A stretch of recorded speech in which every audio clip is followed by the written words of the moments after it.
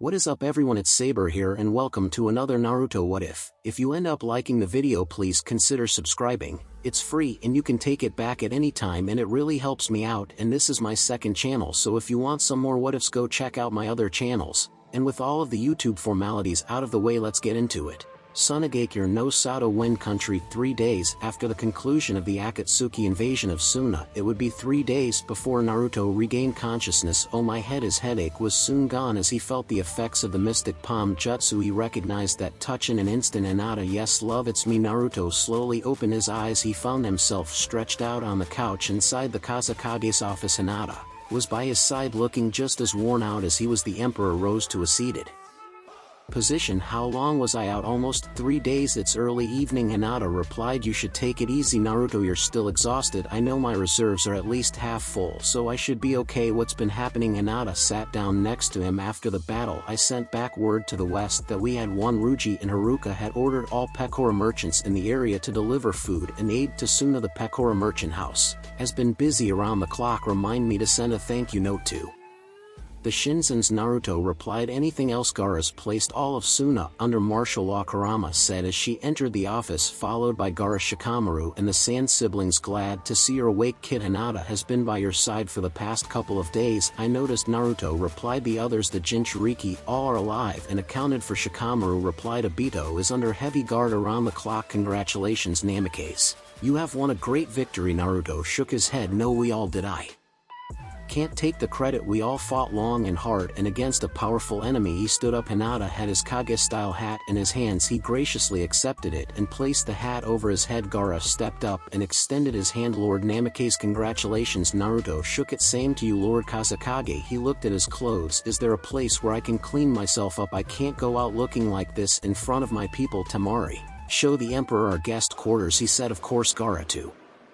Naruto, she said, follow me. Inside of the guest bedroom, Naruto sat on the edge of the bed, fresh and clean from the shower, while Hinata conducted an impromptu physical on her husband. Hinata knew every part of Naruto's body, both figuratively and literally, which is why she had become his unofficial physician. By Kogen activated, Hinata checked Naruto's body for any and all internal injuries. Naruto's body had a myriad of cuts, scrapes and bruises. Even though Kurama was no longer his tenant, he still had the healing factor, a parting gift from the Nine Tails, which came in pretty handy and still proved to be useful even now. Despite being the Emperor of the West, he was a hands-on type of ruler, which earned him the respect and admiration of his council, his subordinates and subjects. The battle with Itachi and Obito had taken a lot out of him, and he would not be ready to travel for a couple of days, which meant that he would have to wait until his chakra reserves were back to full capacity. Shikamaru, Nara and Temari were going over the reports following the battle. Half of Suna is wrecked from the battle, but it's nothing that we can't overcome, Temari said. Casualties? Naruto asked. Shikamaru looked over the reports. 0 dead, over 1,000 wounded from the Imperial forces. 0 dead from Suna, about 500 wounded. The hospital here was full to capacity, so Matsuri ended up using those buildings,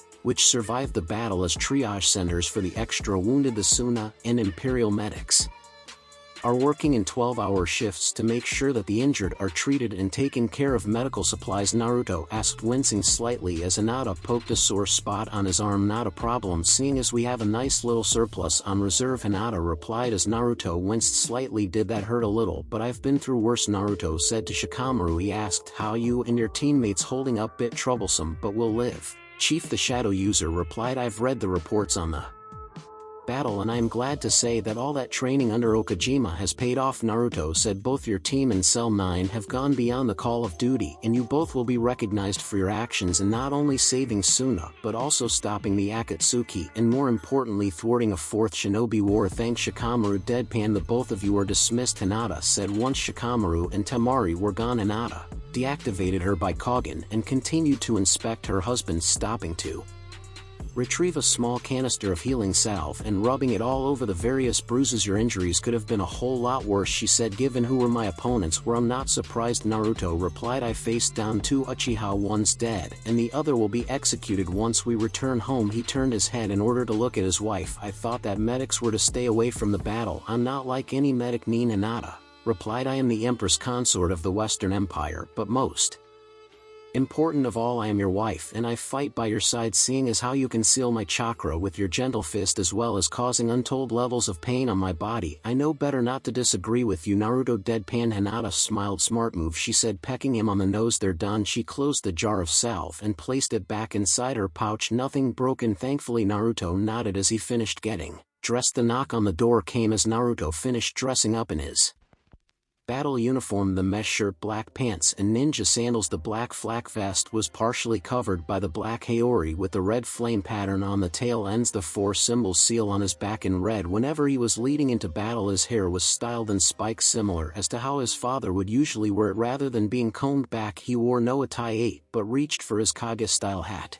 Instead, Hinata turned to the door. The door opened and in walked a battered Fu.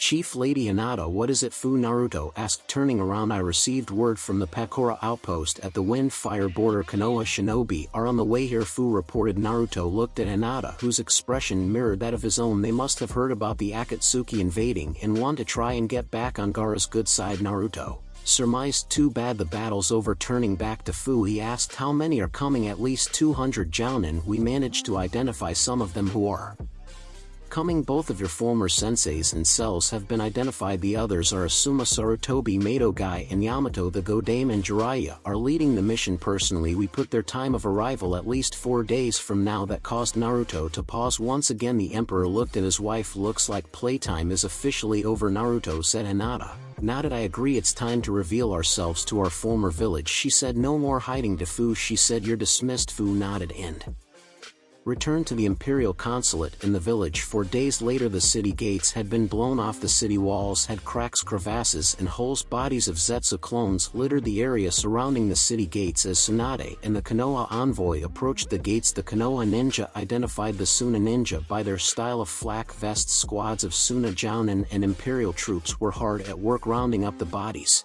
and burning them in several giant pyres. The Konoha envoy passed several of them as they approached the gates. Pakora merchants led their caravans into and out of the city, dropping off food and aid. What surprised Tsunade and the others was as they approached the city walls, they noticed the number of tents located on one side of the city gates. The Imperial forces having made camp since Suna was too small for the Imperial forces to contain. They could hear the laughter and the music coming from the camp as the Imperial soldiers recounted their heroic feats of not only themselves but of their emperor, the empress consort, the Kazekage, and of the Suna ninja, of which the Imperial forces have grown to respect. Tsunade frowned from what Jiraiya had told her. It took them nearly a week to reach the west by boat and half that time by airship, and yet here were Imperial shinobi in and around Suna. Jiraiya's expression matched that of his former teammate as he looked at the number of Imperial shinobi and samurai. The spy network reported that with the number of white Zetsu clones combined with the 6 paths of pain and the remaining members of the Akatsuki participating in this battle, Suna's chances of coming out of this alive were nil. The number of Imperial forces here could mean one thing, Jiraiya said as they approached the gates. Either the Emperor or someone on his side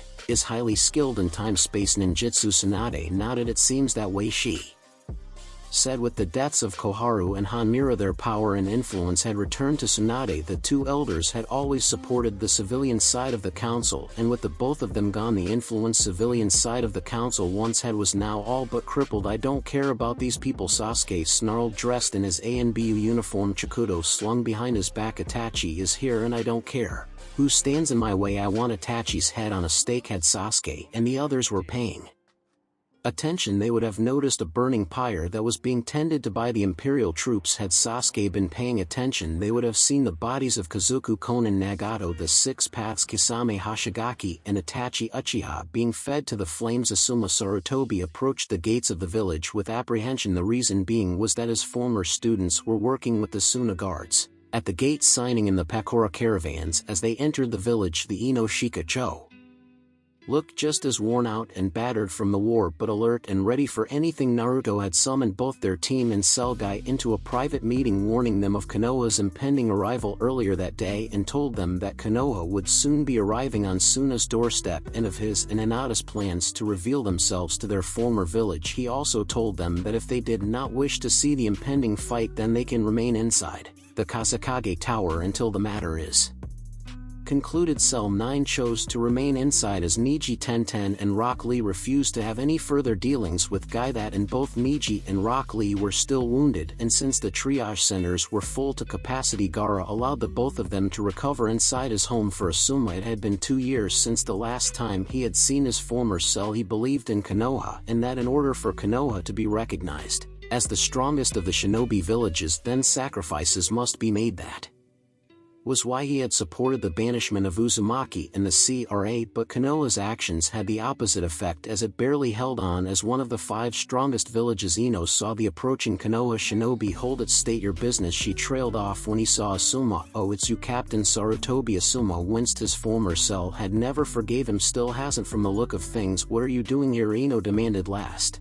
time I checked, Suna and Konoha are on bad terms regarding that incident, she said, glaring daggers at Sasuke. You're not welcome here, and Suna go home. Tsunade frowned at the blatant disrespect her former student was showing. We came out of good faith. We came to see Gaara and see if he needs help in repelling the Akatsuki. There's no need for that. Lady Hokage Tamari replied as she appeared looking just as haggard as the Ino Shikacho. The battle is over, has been for the past 2 days. Tsunade blinked. So Suna still stands. The Wind Mistress replied. If it wasn't for the Emperor and his Imperial forces, we would have been overrun. Sorry you came this way, Senju, but Konoha is still not welcome here. Take your ninja and go. Wait. Sasuke stepped forward. Where's Itachi? Was he here? He demanded. He was. Tamari replied. The Emperor was fighting him. Without another word, Sasuke stormed forward, ignoring the calls from Tsunade and the others. Sighing, Tsunade turned to Tamari. Can you take us to the Kasakage so we can get a report on what has happened here? Tamari sighed. Fine.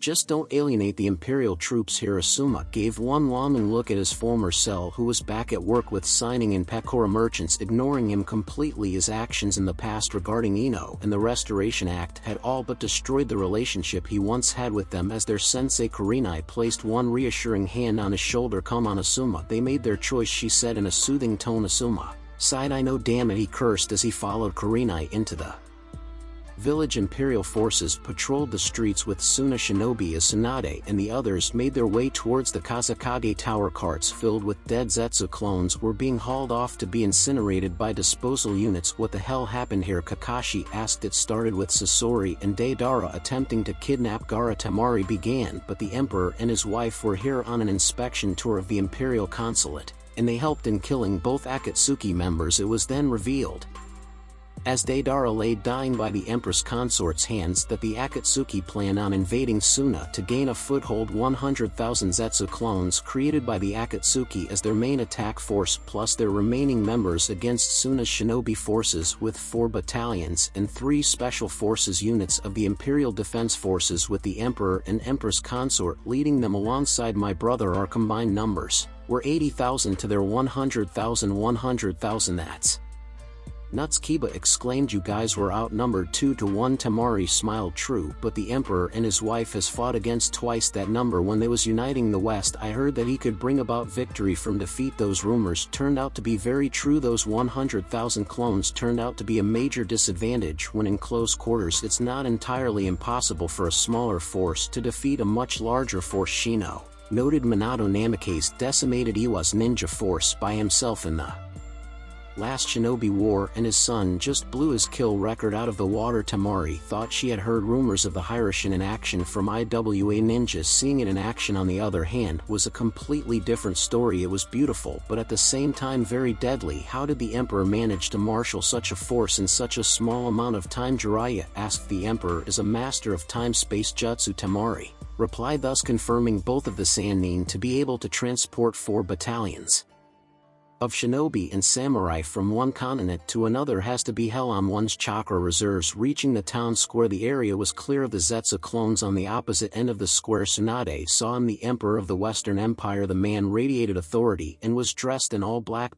flak vest, pants and sandals. The sleeveless Haori was also black but had a red flame pattern on the tail ends, and a second symbol which Tsunade could not see clearly. His face was concealed by the black Kage-style hat he wore on his head. The Godame Hokage nudged Jiraiya. "Is that him?" Jiraiya nodded. "That's him all right. The Emperor of the Unified West looks like he's heading elsewhere." He summoned Yamato. The Mokutan-wielding ANBU commander was at Jiraiya's side in an instant. "Sir, follow the Emperor," Jiraiya ordered. "Report anything out of the ordinary to myself or Tsunade." Yamato nodded and departed from the group. Tsunade gave the order to the others to help out in any way they could while she and Jiraiya went inside to talk to Gaara and the Sand siblings with Yamato. The Imperial Consulate was a walled compound 2 blocks away from the Kazekage Tower. As with the rest of Suna, the compound was damaged in the fighting but was still livable. The Imperial representative was Hikaru Shinto Shinto's uncle and an accomplished shinobi. When the invasion came, he fought alongside his Emperor and Empress consort and was wounded during the fight between Haiden and Kazuku. Before Haiden could perform his ritual, it was Sadako Asahina who had made the save as she incinerated the bloodthirsty Jashinist priest ninja, reducing him to ash. The Imperial Consulate was also the place where the Jinchuriki were resting up following the Battle of the Sand. The Jinchuriki, Yujito ni killer Utakata Rashihan and Fu had fought valiantly in the battle, which lasted for 4 hours. Even A had gotten in on the action, fighting at his brother's side. Yamato watched from a safe distance as the Emperor entered the Imperial Consulate. The gates were guarded by Imperial guards. Yamato saw that the building next door to the complex was not guarded, which was perfect enough for him to sneak in. The building itself was 3 stories tall, but tall enough for him to look over the compound walls. Yamato took notice of a gaping hole in the wall which would give him a perfect view of the inside of the consulate's courtyard. The building itself was unguarded, allowing Yamato easy access. Yamato made his way to the 3rd floor and found the jagged hole overlooking the consulate. What he saw surprised him. Jiraiya and the Godame had suspected that the Empire had taken the Jinchuriki. He thought looked like they were right. "I see Killer B Yujito Utakata Fu and those 2 from IWA, but no Uzumaki, and who is the red-headed woman with them?" He watched as the Emperor emerged from the consulate. Almost immediately the Jinchuriki and the red-headed woman stood before the Emperor and went down on one knee. "Money cannot buy the honor which you all have earned through your actions during this conflict," Yamato had heard the Emperor say to the Jinchuriki and the mystery redhead. "Your actions here in the past several days will forever be remembered, as you have brought much credit upon yourselves and on the unified Western Empire. As Emperor of the Imperial Nation, I declare you all national treasures of the Empire." Sir Kurama and the Jinchuriki barked out in unison. Having seen enough, Yamato silently left the scene, unaware that he had tripped a hidden seal alerting the Emperor to his presence in the consulate. Naruto merely smiled with Kurenai and Cell 9 when Kiba and Shino had told Kurenai about their visit to Kim, and Kurenai was especially concerned about the description of the Empress consort. So when they passed a triage center, curiosity had gotten the better of the trio and they walked inside. Several rows of cots were lined up throughout the room, each of them containing either an injured shinobi or samurai. As Suna medic Nins, Imperial medic Nins and combat surgeons worked to make sure that they were comfortable. The former Cell identified Matsuri instantly as she was talking with several other Suna medics, and Kurenai saw her. It had been 6 years, but she recognized her former pupil in an instant. Her hair was cut short, but it was in a much different style than she wore as a genin under her command. Kiba saw that she had filled out in all the right places and was trying his hardest not to gawk at his one-time crush. Kurenai saw that she was a medic Nin and her attire had backed that claim. A black shinobi Shizoku with a fishnet undershirt, black gown and flak vest. A satchel of medical supplies was strapped to the small of her back, along with a pair of curved knives. Kurenai deduced that they were not from the east, but despite the exotic look to them, they were very deadly. She was talking with several Imperial medics, an air of authority around her. Kurenai felt happy but at the same time betrayed when Hinata had ran off with Naruto. When the banishment orders had came down from the Godame in the east, she was a wanted ninja and a ranked missing Nin in the bingo book, but she was an Imperial medic ninja and under the protection of the unified Western Empire. "Need help with anything?" a passing combat medic asked. "Are you injured?" Kurenai quickly responded, "No, actually I was wondering if I could speak with that woman over there," she said, pointing to Hinata. "Sure," the combat medic replied before walking over to Hinata and whispering in her ear. Kurenai watched as Hinata turned and faced her. Hinata did not look the least bit shocked upon seeing her former sensei and teammates again. Thanking the combat medic, Hinata walked over to her former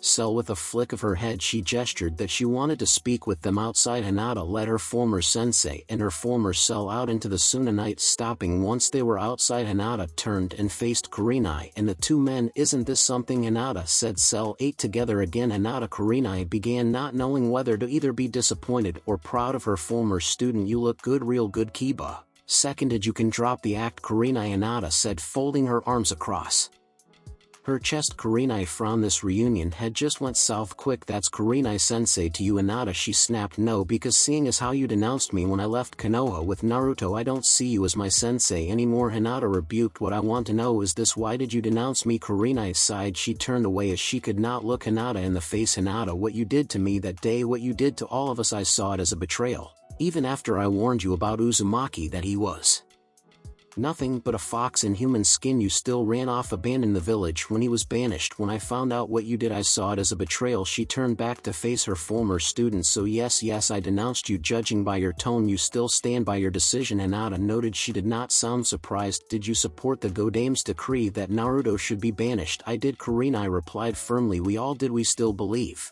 in that the Godame and the council did the right thing, Hinata. Not everyone, Yuhi, Hinata said. My father and my sister, the Inoshika Cho, and their children, my cousin and his teammates, they honored the Yandame's request, something that you, Asuma, and the others should have done. Kurenai's eyes narrowed. Just how much did Hinata know? Realization then crept across her face as she said, it was you, wasn't it? You talked the Emperor into allowing the clan's asylum. The former heiress nodded before turning to both Kiba and Shino. I can tell that the both of you think that my husband is a demon in human flesh, she continued, but he is not. You married him, Kiba exclaimed. You married the demon, Hinata. How could you? Why not? Hinata replied. You of all people know I've always admired him back when we were genin. We've been married for 3 years now. Naruto is not the Nine Tails in human form. He is the Jinchuriki, the prison warden, and sell the cup, but not the water. I met the fox personally, and I can honestly say that she is very polite for a bijou. Kurenai blinked. She the fox is female. Did you ever wondered why I decided to run when Tsunade banished him? Hinata asked. No, I guess I'll come clean and tell you the clan elders plan on branding me with that damned seal, so my father sent me away with Naruto for my own safety. It was his own way of saying sorry for being such an asshole to me for the past couple of years, as well as protecting me out of all the clans in the leaf. Only my father and the Inoshika Cho honored the Yandame's final request and did not see Naruto as a demon. What does that have to do with anything? Kiba demanded. Everything, Hinata replied. When Naruto was banished, Tsunade also reversed Sarutobi's law. As I was there that day, Naruto had to be out of Konoha by the end of the day and out of Fire Country by the end of the week. But she didn't say anything about his parents, didn't she? What about that demon? Kiba retorted. Hinata meanly smiled. Naruto is not a no-named orphan like most of the village think. Hinata, you're on dangerous ground. Kurenai warned. Ever notice how Jinchuriki are related to people in positions of power? Hinata continued. Gaara's father was the previous Kazekage killer bee's brother was the former Raikage. Naruto is no different. Tsunade and the council in their so-called infinite wisdom banished the son of the Yellow Flash and his wife, the Red Death. Hinata, Kurenai shouted. That is a SS class secret. They can't know about that. Well, it's a good thing that I'm not under Konoha's authority now, isn't it? Hinata retorted. Yes, Naruto is the legitimate son of Minato Namikaze and his wife Kushina Uzumaki, who was the Jinchuriki to the Nine Tails at the time Tsunade and Jiraiya tried to destroy all proof of his existence. But my husband is not known as the unpredictable ninja for nothing. The proof was hidden inside the forbidden scroll of sealing, which was easy for him to steal a second time. Kurenai on the other hand was fuming. She couldn't touch Hinata as she was not under Konoha's command. The second was that she was an unknown people change in 6 years, and judging by the flak vest she wore, Hinata was an experienced jounin and a highly skilled medic nin, and she had spent time in the West. If only Kurenai knew. But the story gets even more interesting. Hinata continued. Not only Naruto was banished on trumped up charges, but Tsunade and Jiraiya spearheaded the entire thing, betrayed by his own godparents. But there's more. Naruto's father was Jiraiya's star student in the sealing arts. Kushina was a surrogate daughter to Tsunade. Naruto has connections to the Senju clan through Hashirama's wife Mito Uzumaki, who was the first Jinchuriki to the Nine Tails. It was Shino who connected the dots as he studied Konoha's history. Mito Uzumaki married Hashirama Senju in order to bring the families closer into an alliance. Tsunade Senju is her granddaughter from what Tsunade had confirmed. Kushina Uzumaki is her niece's eyes widened as what he was about to say died on his lips. Hinata finished it for him. Yes, Shino Tsunade banished her great-nephew. Enough, Kurenai shouted, now furious over the fact that Hinata had broken several of Konoha's darkest secrets. Enough, Hinata, or what? Kurenai. Hinata shot back, not backing down from her former sensei. You're still in the bingo book for deserting Konoha, the Genjutsu mistress replied, preparing to strike. And you broken the laws regarding Uzumaki's lineage. I wanted to try and reconcile with you, but you leave me no choice. Shinra Tensei Crunch. Kiba looked around. What the hell was that? Kiba half shouted, looking around. More than likely the Uchiha pissing off the Emperor. Hinata replied casually, and he is not as forgiving as most people think. Kurenai's eyes went wide like dinner plates. That stupid boy, she shouted, her problems with Hinata forgotten. Kiba, Shino on me, we got to stop Sasuke. Cell 8 bolted off to stop Sasuke from igniting a war between the Empire and the Leaf. Hinata merely smiled. So it begins, she thought, with Kakashi, Asuma, and Guy. While Kurenai had a reunion of her own, Kakashi decided to check out the town. Asuma and Guy, having given up on trying to find his former students, decided to tag along. Sasuke had ran on ahead in order to confront the Emperor, and given the fact that the Emperor and his wife were highly skilled warriors who could kill his former student in more ways than he could out, Sasuke could end up bringing a war onto Konoha's doorstep. While looking for Sasuke, they entered a section of Suna in which the presence of Imperial troops was more heavy than what they usually see. It soon became clear why to the trio of Jounin. Before long they were stopped by 3 Imperial shinobi. Kakashi saw that they were high Jounin level, which could mean trouble for them. Whoa, stop right there, the senior Imperial Jounin said as several more shinobi kept their distance, but was more than ready to swarm the trio. Just in case this is a restricted area, you can't pass here. We're from Kanagakura. Suma replied using diplomacy, we're here to offer any form of assistance if needed. Thanks for the offer, the Imperial Jounin replied, but we got everything covered here. You're guarding something, Asuma said, or rather someone. You're smarter than you look, the Imperial Jounin replied. We got a survivor from the Akatsuki, the leader himself, under guard. Given as to what he can do, the chief and his wife aren't taking any chances.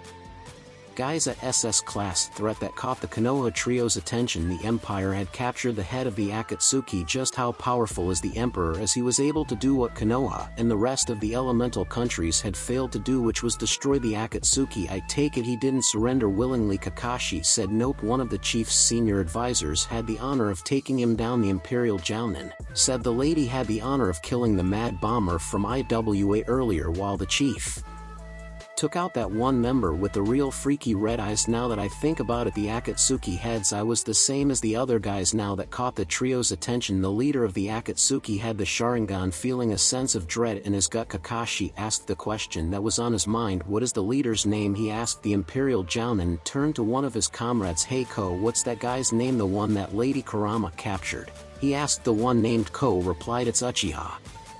His name is Obito. Uchiha. Kakashi's eye went wide as he looked like had been given the 1,000 years of death. Even Asuma and Guy was concerned. Obito, who had thought to had died in the last shinobi war, was the head of the Akatsuki. No, it can't be. Obito's dead. Kakashi's mind screamed. What are his crimes? Asuma asked, pushing down his emotions. Crimes against the Imperial nation and her allies, the Imperial Jounin said, and crimes against the Emperor of the Western Empire. Both carry an instant death sentence. What crimes against the Emperor? Asuma asked. The murder of his parents. The Imperial Jounin replied. We need to confirm that Obito Uchiha is indeed the head of the Akatsuki so we can file it in our reports to the Hokage and the Konoha Council. Asuma said, can you take us to him? We can. The Imperial Jounin replied, but this is your first and only warning. If you try to aid and abet the Uchiha in any shape, form or fashion, you 3 will be leaving Suna in a box. The Konoha trio nodded, and they were led under heavy guard to where Obito was being held in %. The building in which housed the fallen Uchiha belonged to a Suna merchant who had evacuated the village along with the rest of the Suna civilians. A 1-story storage shed, it was now an impromptu jail cell which held one of the most dangerous men in the elemental countries. Outside the house, a squad of Imperial shinobi members of Zabuza's Demon Brigade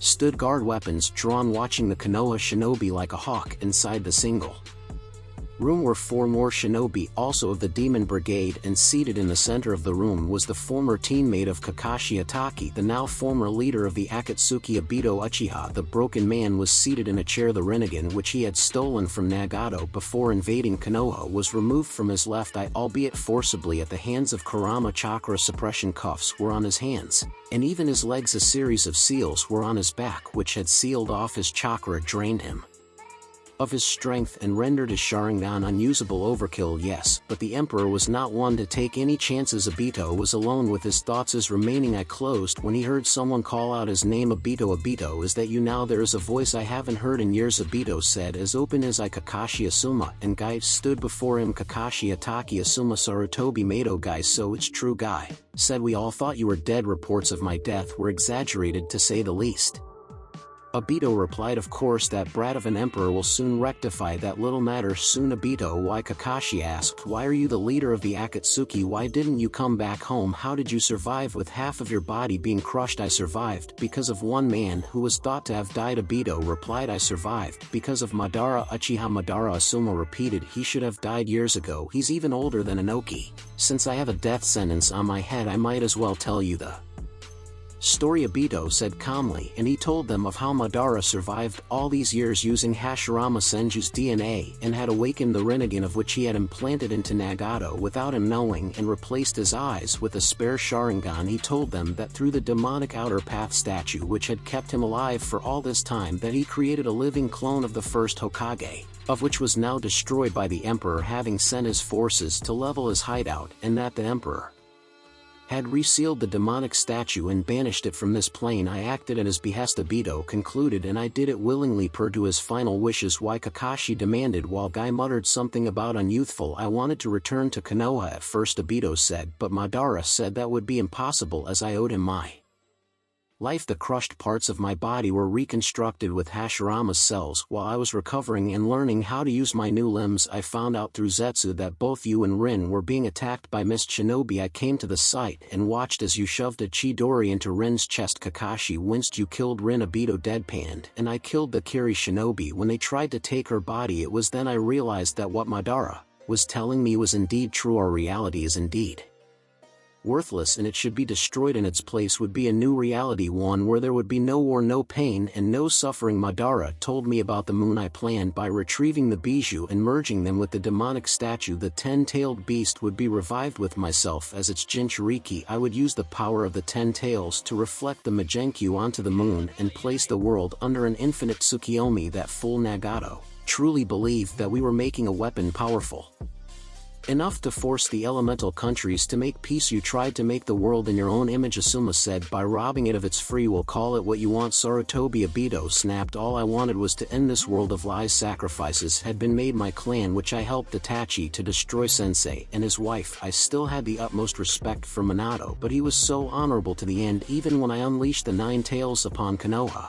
as he sealed it inside his son, Asuma's eyes went wide. It was you caused the 9 tails to attack Konoha. All those people, the Yondaime and his wife, my mother, dead because of you. He was itching to kill the traitor himself, but now it's over, Obito said, shoulders slumping. Madara will forever weep in the afterlife knowing that his plans will not take place. The Emperor of the West has retrieved the remaining Jinchuriki and offered them asylum within his empire to be beaten by a little brat. We're done here, Asuma said to the Imperial Jounin who had escorted the 3 of them here. I hope you die slowly, Uchiha, he snarled as he and the other 2 turned on their heels and began to walk to the door. Ataki. Kakashi stopped in mid-step. He turned around. Come closer, Obito said. There's something else you need to know. Wary? Kakashi walked back to Obito, who motioned for him to come even closer so that he could whisper into Kakashi's ear. Kakashi complied, and Obito told him the final piece of information. He had something which had rocked even Kakashi to the core. With that, Obito went silent. He would remain silent until the Emperor himself executed him. Upon being escorted out of Obito's impromptu cell, Kakashi had been whispering to himself, it can't be impossible. What is it? Asuma demanded. What did Obito tell you? He told me the identity of the Emperor. Kakashi confirmed. The Emperor is Shinra Tensei. Crunch. Asuma. Guy and Kakashi turned to the direction of the explosion. What the hell? Asuma wondered as they sped towards the source of the explosion. On the way they ran into Kurenai and Cell 8. Kurenai said one thing which had them on edge: "We have to stop Sasuke, he's fighting the Emperor now." Asuma nodded, and they rushed off to stop the Uchiha from getting himself killed. As they ran to stop Sasuke, Obito's final words rang in Kakashi's mind: "The Emperor is Minato-sensei's son. The student who you had forsaken. The Emperor is Naruto Uzumaki with Tsunade, Sakura, and Jiraiya flanked by Kankuro and Temari." The Kazekage of Suna looked at his Konoha counterpart with great disdain. Both Sakura, Haruno, and Jiraiya were flanking the Godame Hokage. "What are you doing here?" he demanded. "Last time I checked, we terminated the alliance with Konoha. We came to offer any assistance in any way," Tsunade explained. "But from the look of things, you already have everything under control." Gaara nodded. "The battle has been over for nearly a week. The Akatsuki has been completely destroyed. Its leader has been captured by the Empire and will be executed for his crimes. The elemental countries can now breathe a sigh of relief knowing that the Akatsuki is no more." "Can we have a report on the battle?" Jiraiya asked. "One has been sent to the fire." Daimyo Kankuro said, "You should be getting a copy from him in a matter of days. You just did not show up because you wanted to join in on the battle." Gaara said, "What do you want to speak with the Emperor and try to smooth over some of the lies he has heard?" Sakura said, "Some of which were spread by you in your village." Tsunade shot her pupil a nasty glare. "Look, we came here to help out, to try and repair our alliance," she explained. "It's clear that even without the Empire backing you, that Suna is on the fast track to usurping the leaf as being the strongest of the villages, while Kazahana's shinobi village will knock us off as one of the 5 main villages. So you want to try and get back on my good side, is that it?" Gaara asked just as Yamato entered the room. While Yamato spoke with the 2 Sannin and Sakura, Asuna Jounin appeared via Shunshin and whispered into Gaara's own ear. While Gaara looked amused, Sakura and the 2 Sannin looked very angry. "When were you going to tell us that the Empire had retrieved the Jinchuriki and used them to fight in this war?" Tsunade demanded. "Wasn't my place to say it," Gaara replied. "The Emperor convinced them to fight, and this was against the Akatsuki. The Akatsuki were looking for the power of the Jinchuriki, and the Emperor gave it to them, although they were on the receiving end of it. If the rest of those demons were here," Sakura began. "Then Uzumaki was here as well." Gaara's eyes narrowed. In the far corner, the gourd which carried Gaara's reserve sand shook slightly right before the cork popped out. "Senju, please get your student under control, or else the next words out of my mouth will be sand coffin." Tsunade threw a glare to Sakura which told her to shut up. Gaara continued, "Yes, Uzumaki is here, but he is in the employ of the Western Empire and thus out of your jurisdiction. However, I would be more concerned about the leader of the Akatsuki, which the Empire has captured. In fact, the Emperor has been privy to the identity of the Akatsuki chief for quite a while now." He leaned back in his chair. "Tell me, does the name Obito Uchiha ring any bells?" That got a reaction from Tsunade, but from more importantly Jiraiya. "Obito was Minato's student. We all thought that he had died in the last shinobi war. I thought that Nagato was the head of the Akatsuki." Gaara said, "Far from it. The Empire's information network is very thorough, even more so than yours. However, I would be more concerned about Konoha's golden boy picking a fight with the Emperor." Realization crept across the Sannin's faces just as Shinra Tensei crunched. "Damn that Uchiha!" Tsunade shouted, turning on her heels and bolting out of the room. Jiraiya and Sakura following her behind his desk. Gaara merely smiled. "This is going to be one hell of a family reunion," he mused. Minutes earlier at the Imperial Consulate, Naruto Uzumaki Namikaze looked at Kurama and the assembled Jinchuriki that knelt before him. He could not be any more prouder of not only his forces but of the Jinchuriki and the role they played in the destruction of the Akatsuki. "Money cannot buy the honor which you all have earned here through your actions during this conflict." Naruto began, once again masking his voice. He also knew that Yamato was watching as he had triggered the seals he had placed inside the neighboring building. "Your actions here in the past several days will forever be remembered, as you have brought much credit upon yourselves and on the unified Western Empire. As Emperor of the Imperial Nation, I declare you all national treasures of the Empire." Sir Kurama and the Jinchuriki barked out in unison. Had Yamato remained inside his hidey hole for another 15 seconds, he would have seen Sasuke Uchiha forced his way inside the Imperial Consulate. The Imperial soldiers inside drew their weapons, but the Emperor ordered them to stay their hand, not really caring that the Emperor had the Jinchuriki. Sasuke stormed across the courtyard, Sharingan ablaze. Where is he? Sasuke demanded. Naruto looked amused. "You again, Uchiha? Where's my brother?" Sasuke demanded. "I know he was here. They said that he was fighting you." Naruto shrugged his shoulders. "People say plenty of Things I could have either been fighting either your brother or his walking sushi plate of a partner. Maybe I was fighting the insane Jashinist and his miserly partner. You never know. This is your first and only warning, little man. Leave now or else I will not be held responsible for what happens if you refuse. Damn you, Sasuke shouted as he unsheathed his Chikuto lighting, began to dance along the blade as Sasuke charged. Big mistake, Fu, muttered as she and the other Jinchuriki quickly got out of the way. Naruto's eyes shimmered into the Rinnegan as he raised one hand. Shinra, this is going to hurt, muttered to himself. Tensei Sasuke felt an invisible force lift him off his feet and send him crashing through the compound wall before landing amongst the debris from the battle and from the remains of the compound wall. Naruto did not give him a chance to recover as he hopped through the gaping hole in the wall and with an uppercut from hell to the jaw propelled Sasuke into the air. As Sasuke fell back to the ground, Naruto kicked him hard in the chest only to find out that he had kicked a log in two. So he's finally learned something, Naruto thought as Sasuke appeared from behind, Chikuto in hand ready to impale him. Smirking, Naruto executed the flash step derived from his father's signature oration. Naruto moved fast enough for him to leave an afterimage of which Sasuke found out the hard way when his blade slashed through Naruto's afterimage, flashing through several hand seals. Naruto unleashed his jutsu wind release Deadly Tempest. Having seen Temari's signature Kamitachi in action, Naruto had created a jutsu using Gaara's fan-wielding sister as his inspiration. The Deadly Tempest was an A-ranked jutsu which blasted the opponent with hurricane force winds depending on which type of element he was using at the time. The Deadly Tempest had several interesting effects. If he combined the jutsu with his fire affinity, then the person on the receiving end would suffer third-degree burns. The wind affinity was the opposite. It super cooled the air, making the person not only numb but it slowly drained their chakra. Sasuke was hit with the latter. The powerful winds crashed into the Uchiha prince's body, once again lifting him up into the air and sending him into the general direction of Suna's village square. Sasuke cursing the emperor as he was sent flying. The last Uchiha crashed into the town square just as Tsunade, Jiraiya, Yamato and Sakura came charging out of the Kazekage tower, while Kakashi, Asuma and Guy emerged from a side street following their conversation with Obito. Uchiha and Cell 8 came from around the corner following their confrontation with Hinata. Naruto calmly walked into the square as Sasuke tried to get back to a vertical base. Meanwhile, the Imperial forces had blocked off the Konoha shinobi's escape route, effectively separating the Sannin, the Jounin and the remnants of Konoha 11 from the majority of the Konoha Jounin that were still outside of Suna, creating an impromptu arena. Silly little Uchiha who thinks he is a match for me, Naruto mused. Sasuke coughed up a wad of blood and spit it out. Shut up, he snarled. Where's Itachi? Itachi, so your brother has a name, Naruto said, one hand going into his pocket. He pulled out the item he knew that would set Sasuke over the edge and tossed it to his former teammate, where it landed at his feet. Sasuke looked down and his eyes went wide. With a trembling hand he reached down and picked up the item he recognized instantly as it had something to do with his brother. The item in question was Itachi's Akatsuki ring. Correction,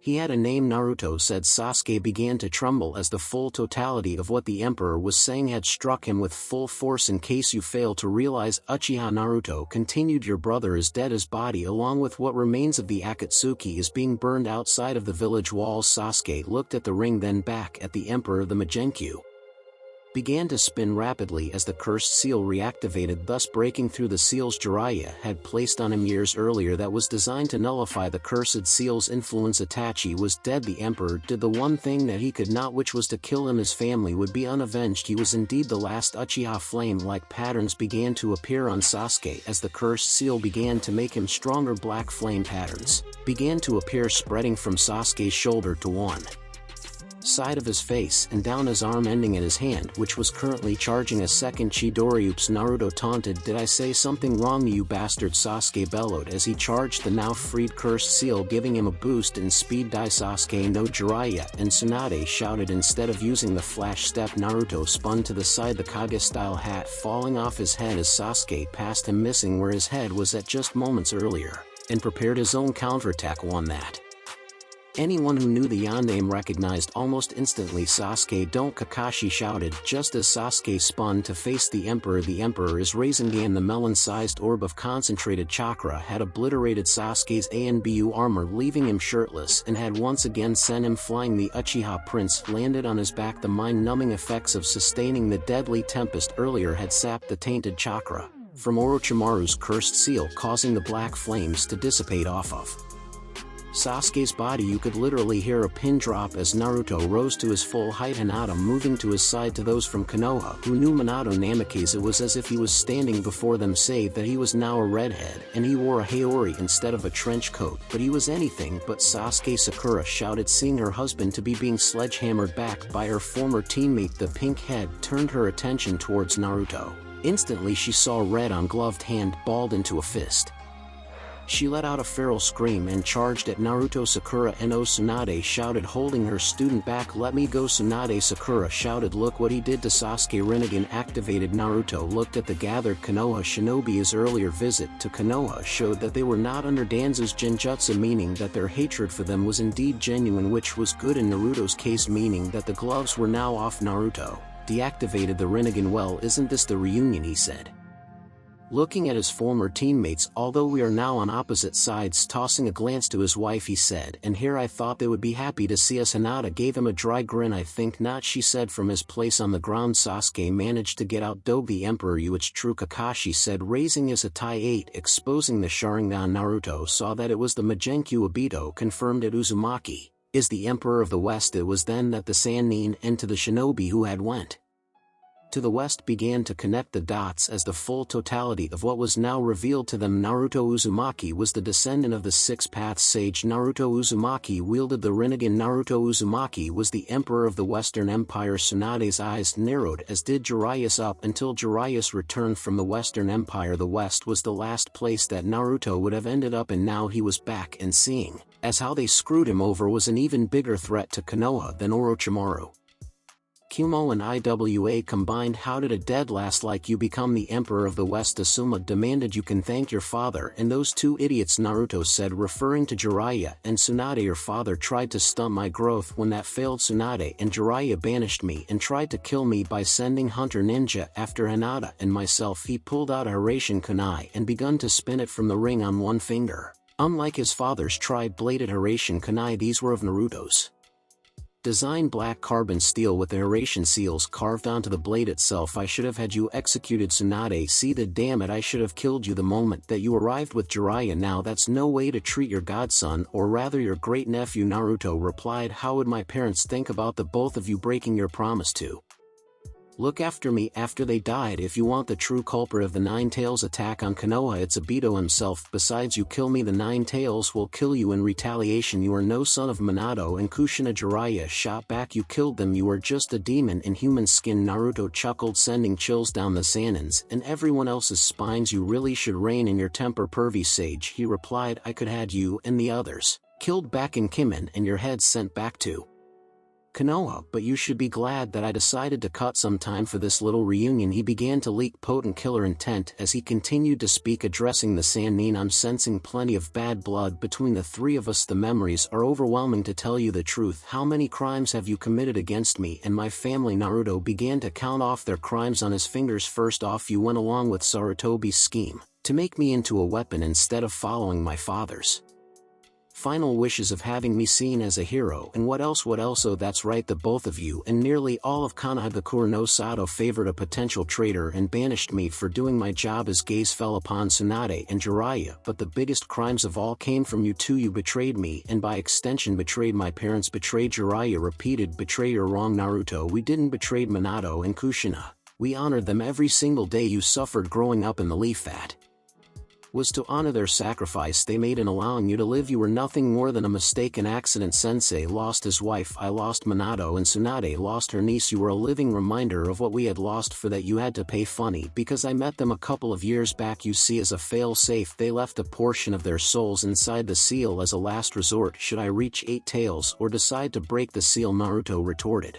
He grinned evilly. They know about your crimes against me. They wanted to tell you that the both of you are in deep shit. You lie, Tsunade shouted. I never lie, hag, not when it comes to family or about my skills, Naruto replied. Whether you believe if or not is no consequence to me. The both of you betrayed my parents by choosing the leaf over my parents. You are not the son of the unnamed demon in Anbu wearing a hawk mask who had not been separated from the others, shouted. Thunk. A kunai pierced the porcelain skull. Blood spurted out from the Wounded as the man fell over dead before he had hit the ground, Kurenai looked at her former student in horror as it was Hinata who had tossed the kunai. The Empress consort reached behind her back and retrieved her dual kukri knives, readying herself for the battle that was to come. Nice shot, Naruto complimented his wife. He cracked his knuckles as the Imperial forces backed off, taking to the roofs as they knew that this battle was going to be very wild. Don't worry about my soldiers who are surrounding you, they will not interfere in our little reunion. You have got to be out of your mind to think that the both of you can win against us. Jiraiya said, a banished genin and a missing nin against two of the Sannin and the best shinobi that Konoha has to offer. You forget who I am, Jiraiya, Naruto replied as he activated the Rinnegan. I am the unpredictable shinobi of Konoha. Oh wait, I am not a shinobi of Konoha. Tsunade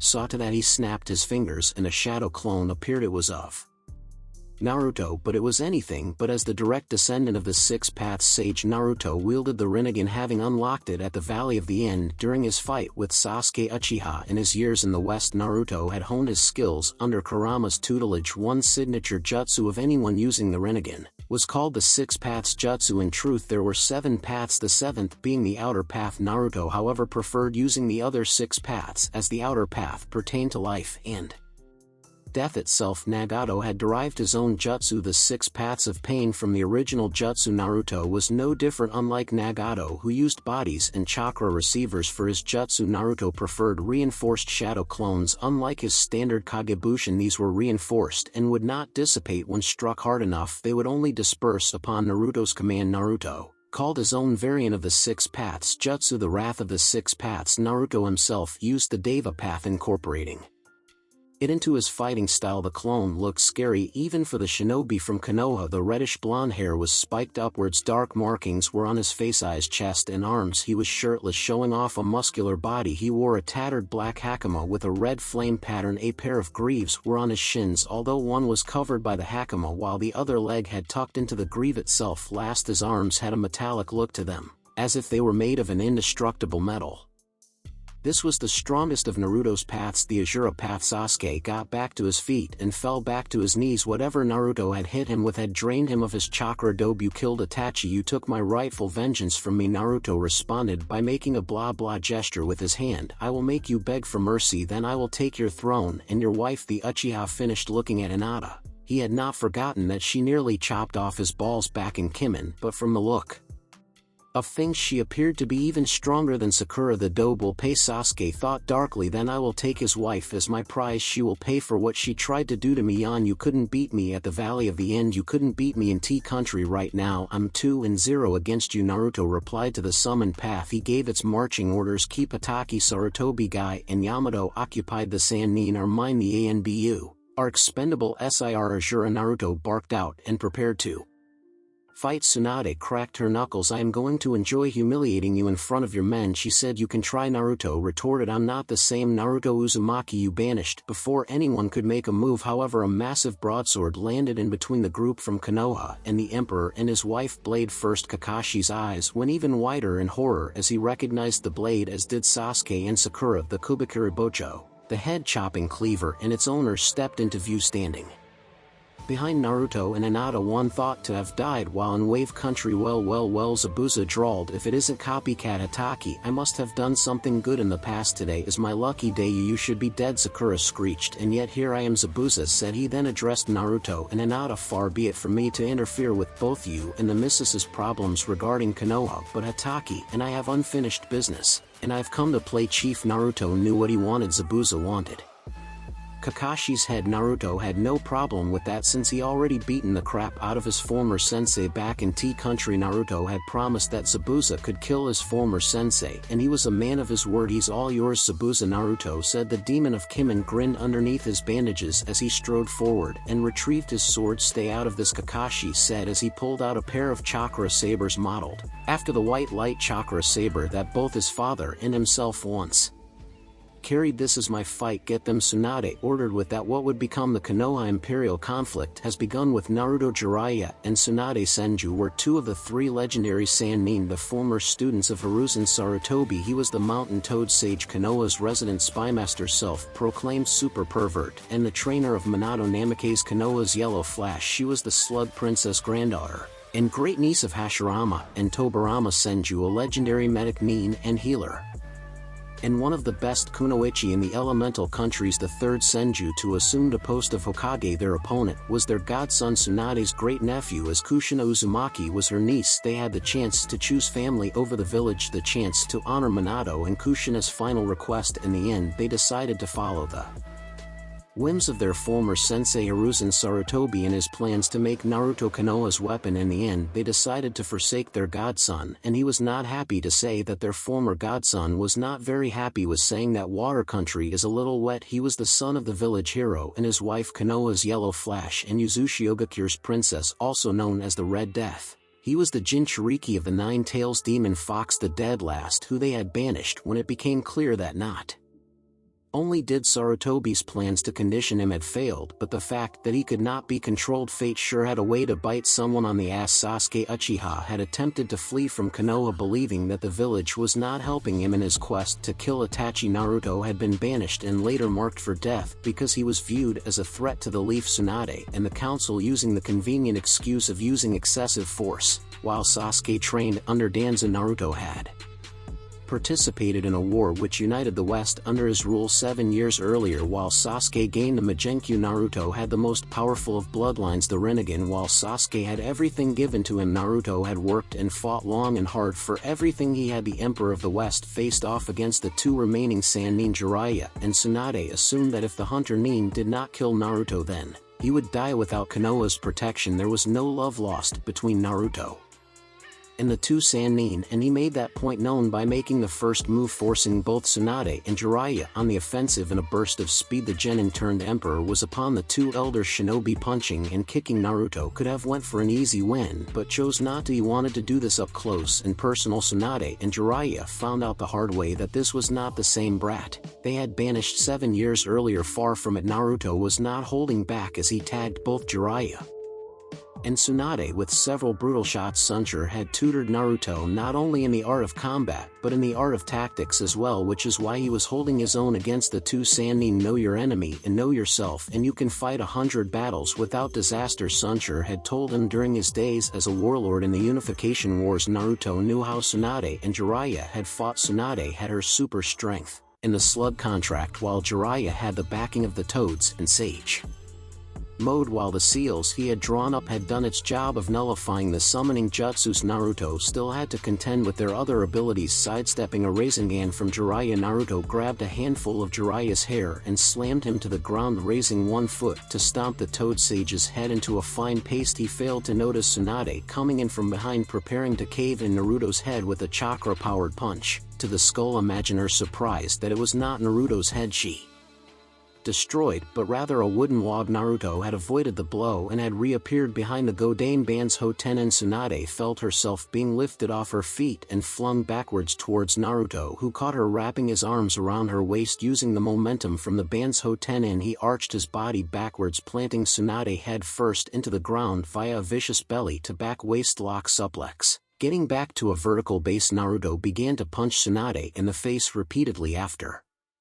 the first two blows, Tsunade managed to get her hands up in order to block her face from Naruto's onslaught of overhead punches. A battle cry from overhead had drawn Naruto's attention from his attempts to punch in the Godame's face. Looking up, he saw that Sasuke has now recovered Chikudo in hand. He was looking to impale his former teammate. Naruto got out of the way while Tsunade rolled out of the way lest she would find herself impaled on Sasuke's weapon. Naruto faced off against the Uchiha Prince Magenkyu. Spinning Sasuke went on the offensive. Naruto pulled out a black Hiraishin kunai and parried and deflected the attacks from the Uchiha. A backhand followed by a double open palm strike to the breadbasket forced Sasuke back to the ground. Just as Naruto's senses went haywire, spinning around, he saw Tsunade lifted an overturned pillar twice as big as he was in her hands, showing off her super strength. With a yell, she heaved it towards Naruto. The Emperor of the West responded by jumping up, running across the pillar before leaping off and kicking the Godame in the side of her head, knocking her down. Turning back towards Sasuke, he saw Jiraiya charging in, instead headbutting Naruto, forcing him back. At the same time, Sasuke, now on his feet, tried to outflank him from behind. Naruto saw him grab the last Uchiha and used him as a shield as Jiraiya tried to punch him. Instead, the super pervert nailed Sasuke right in the skull. Naruto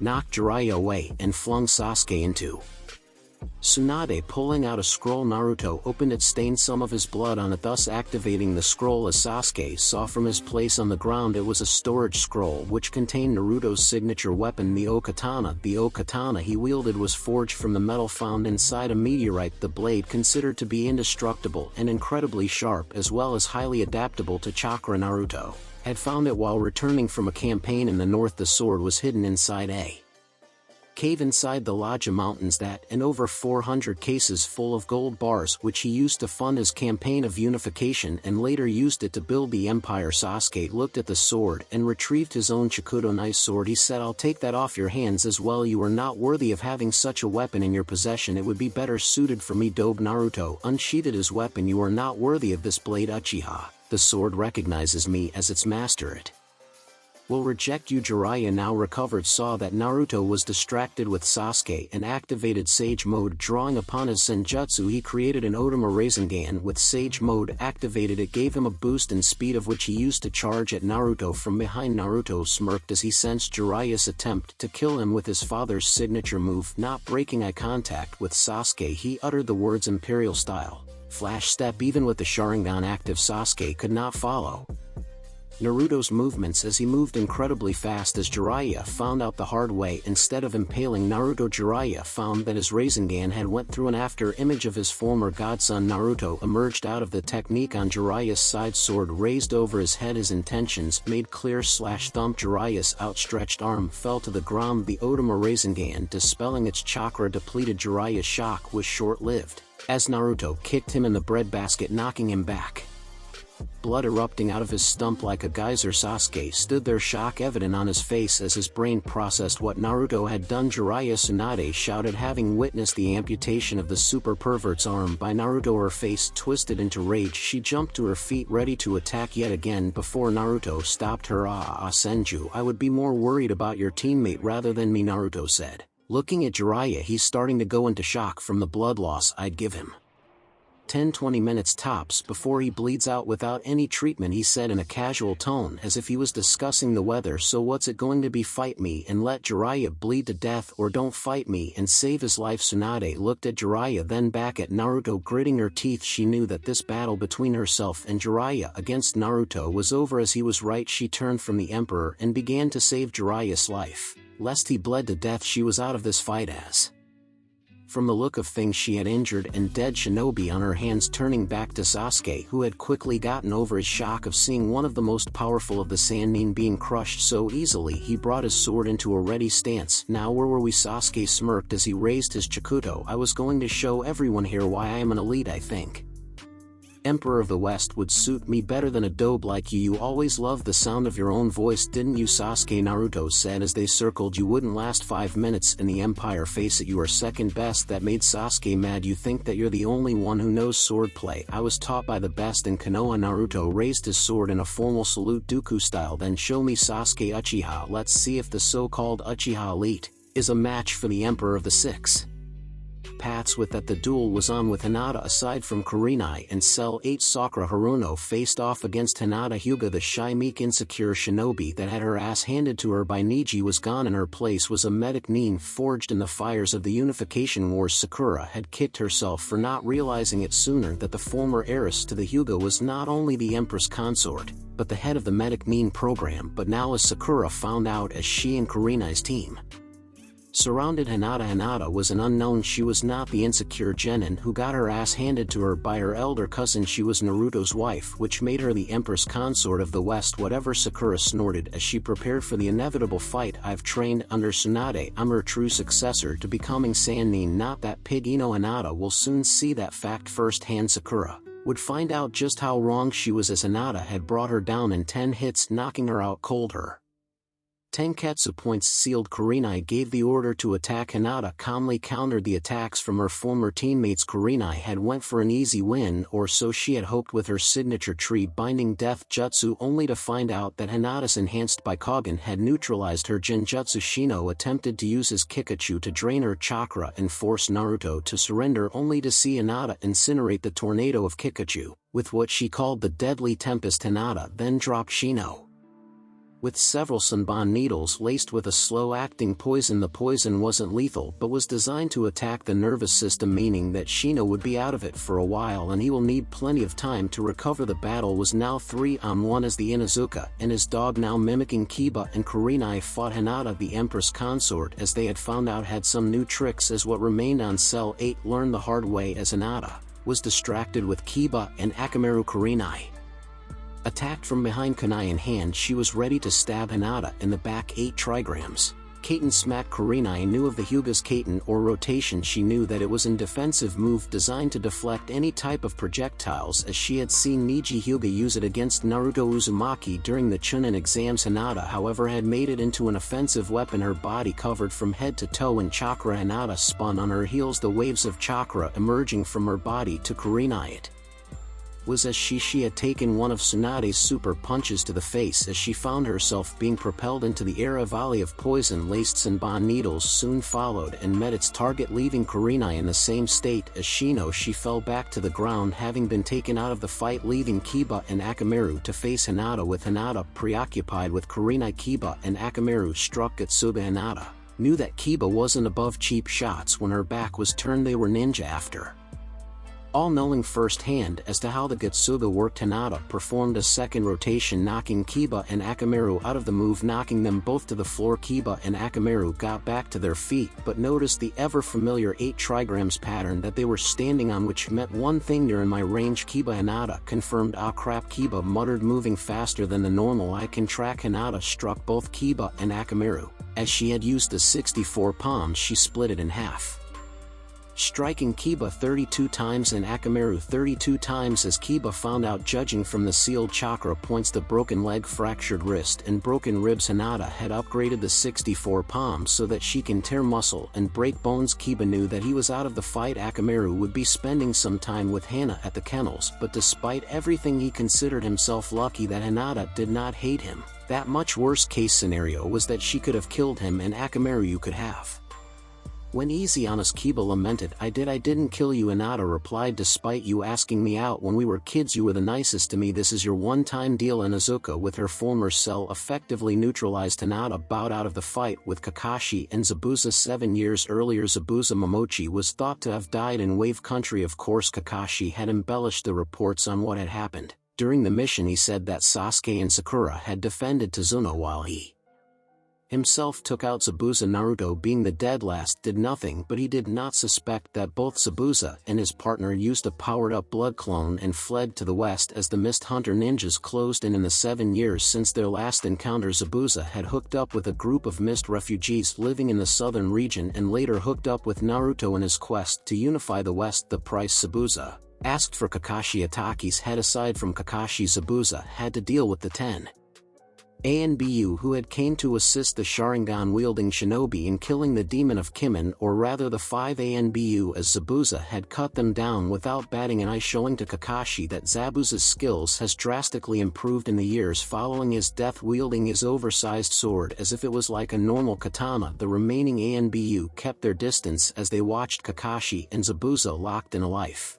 or death duel. Kakashi had thought that without water for Zabuza to perform his jutsu that this would be an easy match for him to win and that Zabuza would die for real, but for someone who once preached look underneath the underneath, he had underestimated the former Mist swordsman as he found himself on the defensive against Zabuza's barrage of attacks. The fight between the two shinobi had moved inside a building. Had Kakashi and the others were paying any attention, they would have noticed that the building in question was a damaged restaurant, a popular eatery for the shinobi and civilians, and soon a perfect for Zabuza, as he could finally use his silent kill to get rid of the annoying ANBU that were keeping their distance. Once Kakashi and the ANBU were inside, Zabuza pulled out several smoke bombs and threw them at Kakashi and the ANBU. Once they were properly distracted, Zabuza retreated into the kitchen. Out in the dining area, in the midst of several coughing fits, Kakashi managed to get out. Be on your guard, Zabuza could be anywhere. Zabuza's laughter echoed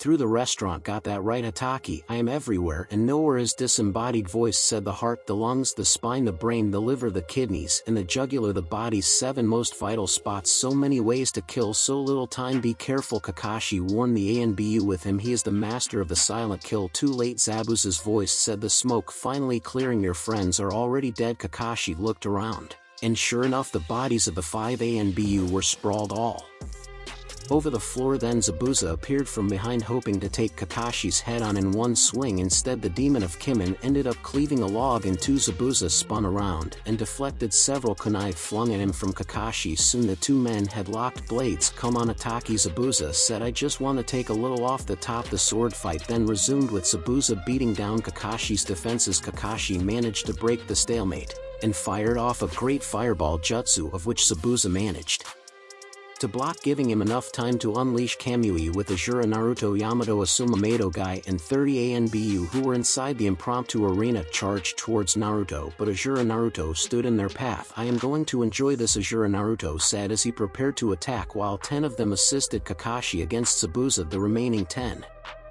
stood with their ANBU commander spread out. Yamato shouted, give him multiple targets, he can't take us all on. I got him, Asuma shouted as he went through hand seals, which Azura Naruto recognized. Snake, rat, snake, tiger, fire, release, ash pile, burning, he said before blowing a cloud of chakra enhanced gunpowder at Azura Naruto, enveloping him. Asuma was the son of Hiruzen and Bawako Sarutobi, a former member of the 12 Guardian Ninja, one of Konoha's top shinobi, so he thought he would cinch an easy victory over what was the village dead last. Asuma had read the files on Naruto as he was privy to his father's plans regarding the Uzumaki. He was one of many who had assaulted him as a child. The Shinobi Academy had sabotaged his training. Even Konohamaru's friendship to him was false, as it was an attempt for the Sandaime to have Naruto grow an attachment to the village. The only thing he had for him was that fact that he was the Jinchuriki, and that he knew the shadow clones. As Asuma began to make the hand seals for a fire jutsu, the cloud of gunpowder suddenly blew back towards the ANBU, and the Jounin guy's eyes went wide as he saw a single sheet of paper fluttering in the black cloud, a sheet of paper with an intricate series of writing centering around a single word.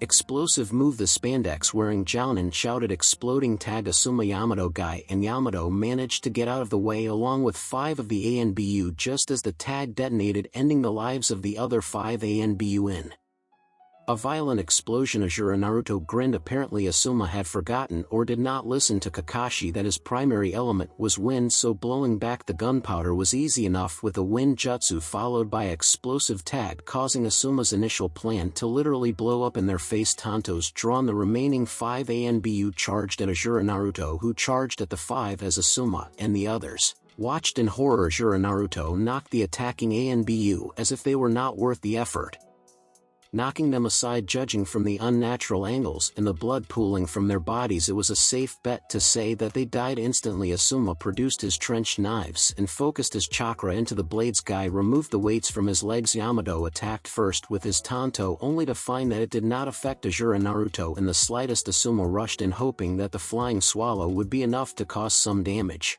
Onto Naruto, Asuma slashed at Azura Naruto, who blocked the attack with his forearm. Sparks kicked off from the metallic arms, but what shocked Asuma was that there was no damage. That's impossible. Asuma thought the flying swallow can cut through steel. Azura Naruto looked amused as he cocked his head to the side. Is that your best, Sarutobi? He taunted. Asuma's response was to launch a punch to the face, of which Azura Naruto calmly caught with one hand. Guy took this moment to blindside Azura Naruto from the side and tried to bum rush in without breaking eye contact. Azura Naruto's hand lashed out and caught Guy's neck in an iron grip. Azura Naruto turned his head to Guy. Now having lifted a foot off the ground, wait for your turn, he said, flinging him into Yamato, who tried to attack while he was distracted. The green beast of Konoha and the Mokutan-wielding ANBU captain crashed together in a heap, leaving Azura Naruto to deal with Asuma having caught his other wrist when the Sandaime son tried to punch him yet again. Azura Naruto looked at the trench knife, then back at a defiant Asuma. I remember those knives, he mused. I remembered that you tried to kill me with them when I was 6. You killed my mother, you demon bastard. I should have killed you when you were a baby. Asuma spat out. Typical Azura Naruto said right before crunch. The sound of bones breaking was heard throughout Suna. Inside the Kazakage Tower, the Inoshika Cho trio and Cell 9 winced at the sound. Asuma screamed as Naruto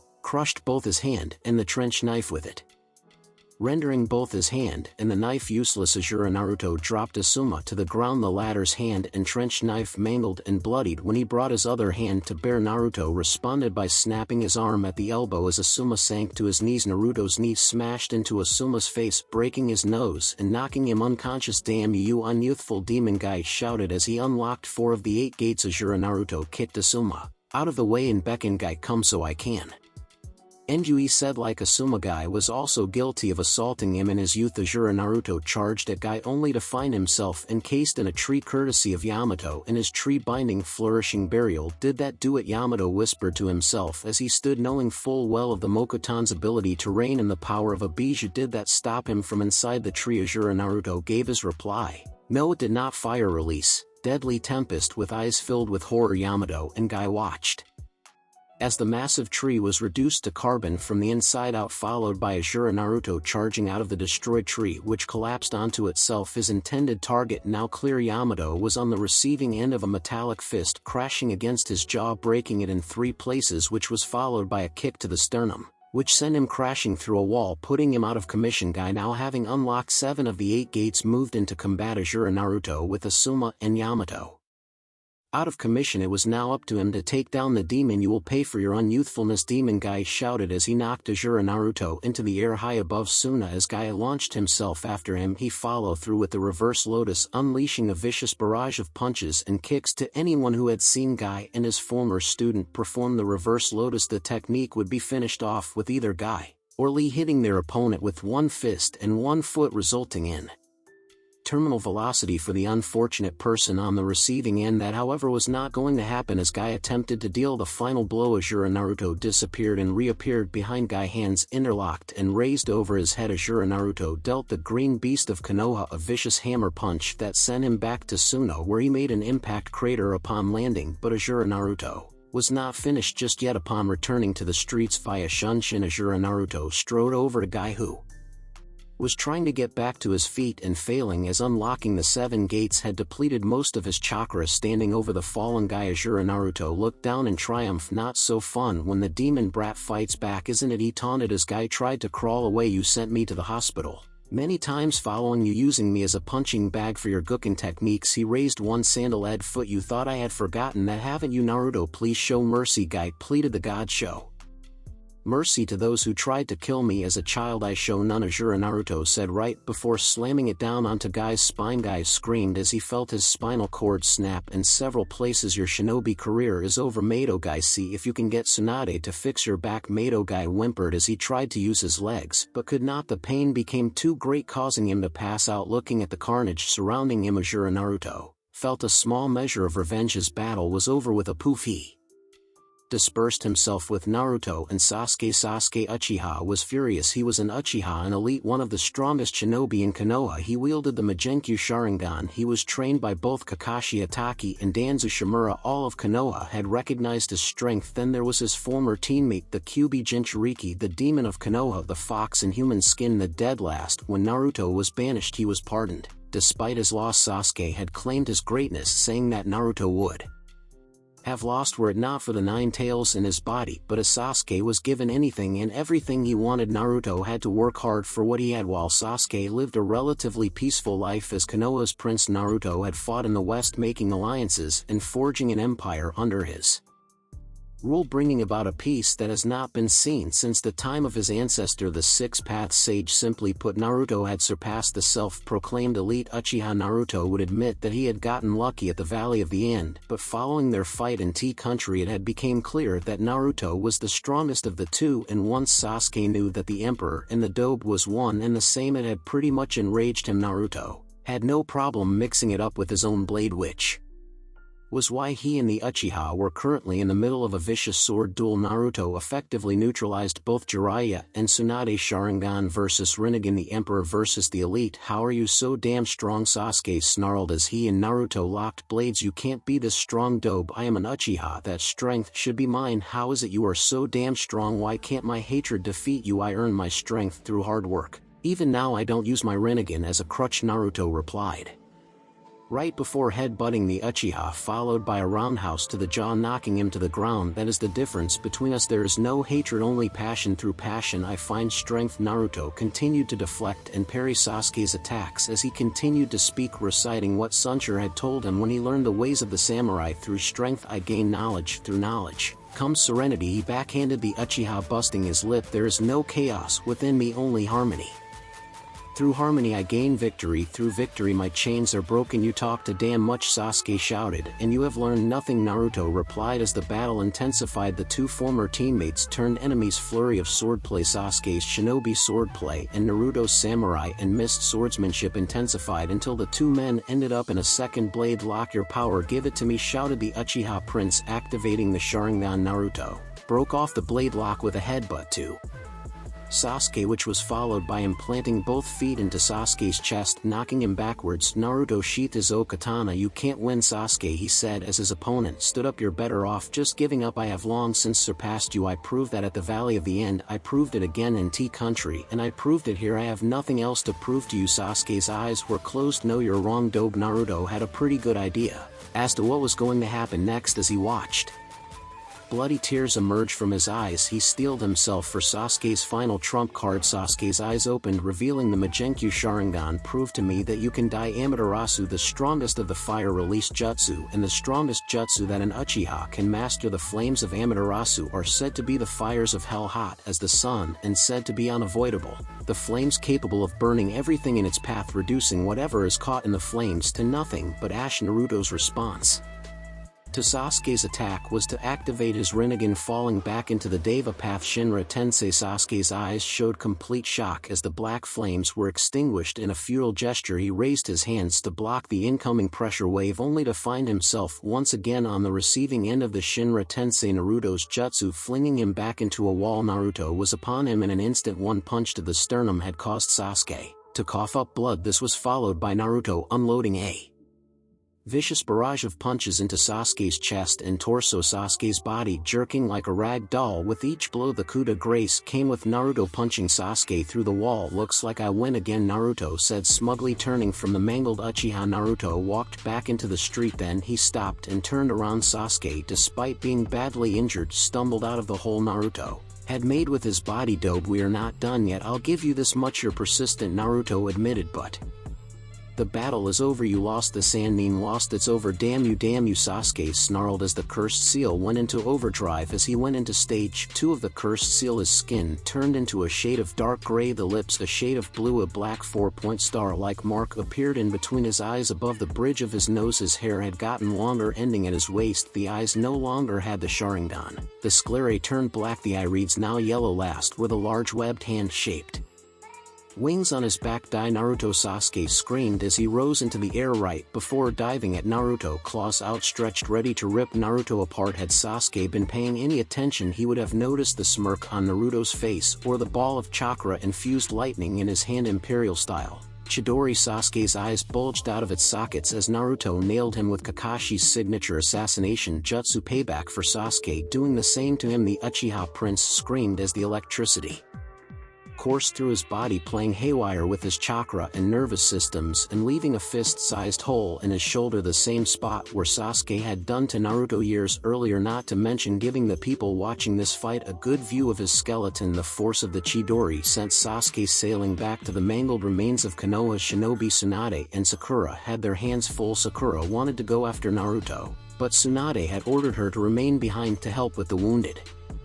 Asuma's hand was mangled, the other arm broken. Kurenai and Shino had been poisoned by Hinata, while Kiba and Akamaru had several broken bones. Guy's shinobi career was pretty much over as his back was shattered. Yamato also had several broken bones and Jiraiya's arm was severed. This battle was over. You used the Chidori on me back at the Valley of the End, Naruto said as Sasuke returned to normal. Consider us even, he turned from Tsunade and the others. Hinata, having watched the fight from the sidelines, walked over to greet her husband properly. However, in her rush she did not see Kakashi emerge from the restaurant from where he was fighting Zabuza moments earlier, having won his battle. Seeing as how Naruto had won, Kakashi did the only thing he could do. He targeted Naruto's wife Rakiri. Naruto saw that Kakashi had Hinata in his sights. If Konoha came out as the loser in this conflict, then the Emperor would be without his wife Kakashi. was fast, but Naruto was faster. He performed a flash step closing the distance and shoving Hinata out of the way just as Kakashi's Raikiri struck Naruto square in the chest. Sharingan spinning, Kakashi saw that he did not kill Hinata, but he did catch Naruto. Tsunade and Jiraiya, despite being badly injured, looked upon the scene with grim satisfaction. Perhaps now Minato and Kushina could finally rest in peace with their killer dead. With this act, the Empire would be robbed of their emperor.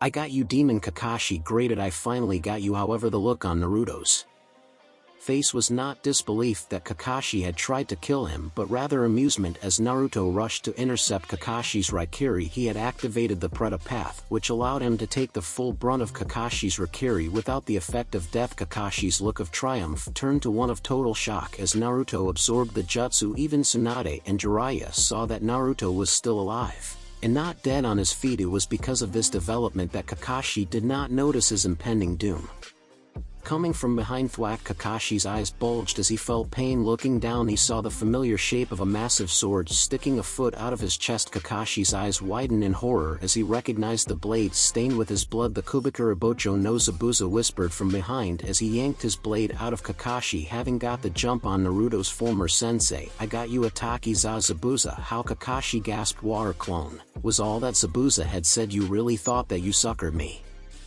didn't you? You forgot about my water clones." During the fight inside the restaurant, Zabuza had retreated into the kitchen, broken the kitchen sink, and used its water to create a reinforced water clone of which he sent after Zabuza. Naruto had warned him of the Sharingan's abilities, and now the Demon of Kimen was thankful that he had listened to the Emperor's advice. All he had to do was wait for the perfect time to strike, and it came when Kakashi tried to kill Naruto with the Raikiri. Naruto and Hinata backed off several steps as Kakashi turned around and looked into the face of the man thought to have been sent to the other dimension by the Kamui. Kakashi was looking into the face of his executioner. He was dead either way, as the wound Zabuza had delivered to him was mortal for the crimes of betraying both the Uzumaki clan and my father. Your sentence is death, Hatake, Naruto coldly decreed. Turning to Kakashi, he gave his former sensei his parting words as Zabuza raised Kubikura Bocho, savoring the look of horror mixed with fear as he knew what was coming. "Death comes for us all, Hatake, but when you die something far worse awaits you." The blade of the head chopping cleaver slashed its way through flesh, muscle, and bone. Kakashi's head fell forward while the body keeled over the stump, spilling blood in the street, the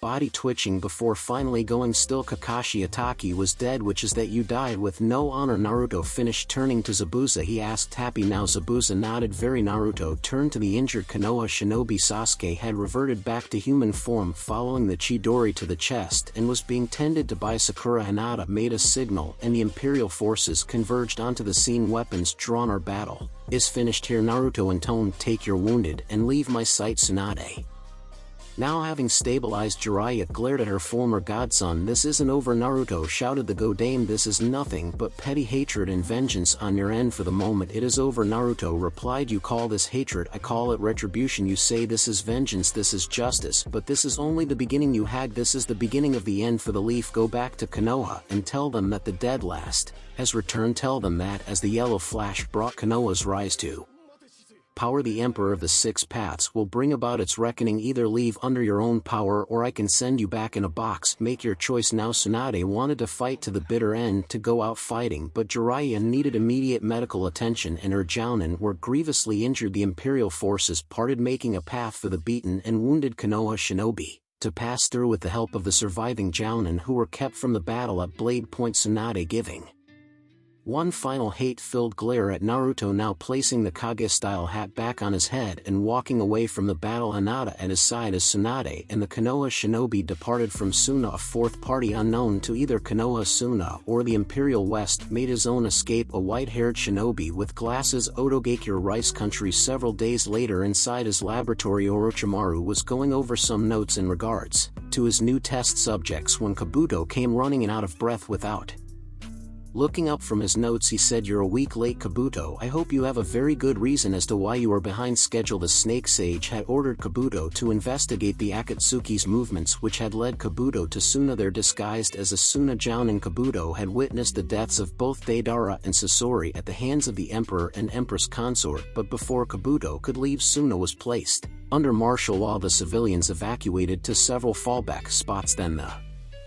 Akatsuki invaded and Kabuto ended up fighting alongside Suna and the Imperial forces against the Six Paths and their 100,000 White Zetsu army. Kabuto had a first-hand look as to how the Imperial forces shinobi and samurai fight. He also got a good glimpse of how the Imperial Medic Corps went about their work, but most important, he knew the identities of the Emperor and his wife and of their connection to Konoha. To Orochimaru, the Western Empire was an unknown to him. Upon hearing about the Pakora outpost in Wind Country 6 months earlier, he had sent Kabuto to investigate. What Kabuto had managed to find out was that a high-ranking official and his wife had conducted inspections on the Pakora branches in the elemental countries. Grudgingly, he had to admit that the Imperials were strong, especially the Man in Black's commander of his elite unit of bodyguards. I know I am behind on my time, Kabuto panted. There is a development. The Akatsuki has been destroyed that caught Orochimaru's interest.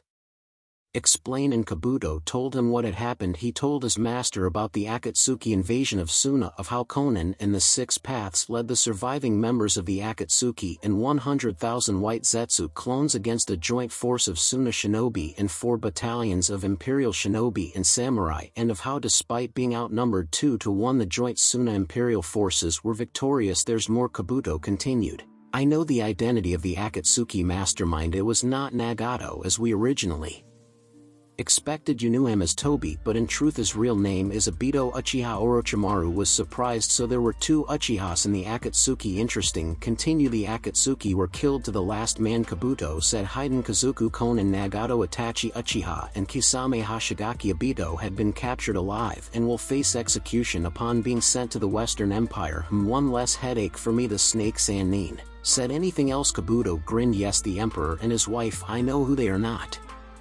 wanting to keep his master in suspense, he told him the Emperor is the one who was banished for doing his job. The Emperor is Sasuke Uchiha's former teammate, the Kyuubi Jinchuriki. If Orochimaru was surprised before this took the cake, are you telling me that the Emperor himself is Naruto Uzumaki, the dead last? Kabuto nodded. His parents were Sarutobi's successor and the Red Death herself. That gave Orochimaru pause. As a former Konoha shinobi and 1/3 of the legendary Sannin, he knew of Tsunade's family history involving the Uzumaki and the Senju. Mito Uzumaki was wife to Hashirama Senju, and Tsunade was her granddaughter. Kushina Uzumaki was Tsunade's niece. Kabuto immediately caught on, and Naruto Uzumaki is Tsunade's great-nephew. Orochimaru cackled. Tsunade in her infinite wisdom banished her great-nephew. They screwed over the direct descendant of the Six Paths sage. So who is his wife? The former Hyuga heiress Hinata Hyuga. From what I found out, she is the founder of the Western Empire's Imperial Medic program there. I hate to say it, but the Imperial program is a lot more advanced. And speaking of Tsunade, Orochimaru stopped laughing. What, she came to Suna hoping to get back on Gaara's good side in fighting with Suna and to try and negotiate an alliance with the Emperor. Backing her was Jiraiya, several of their senior Jounin, and several of Naruto's former teammates, including Sasuke. Uchiha Uzumaki